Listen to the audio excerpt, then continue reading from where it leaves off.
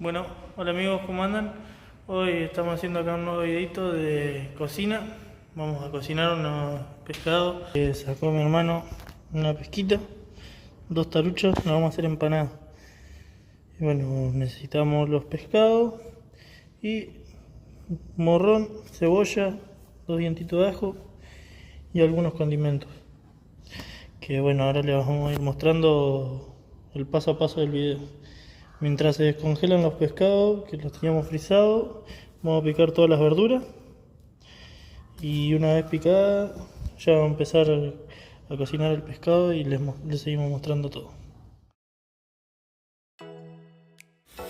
Bueno amigos, acá ya tenemos las taruchas descongeladas. Ya las vamos a poner a hervir.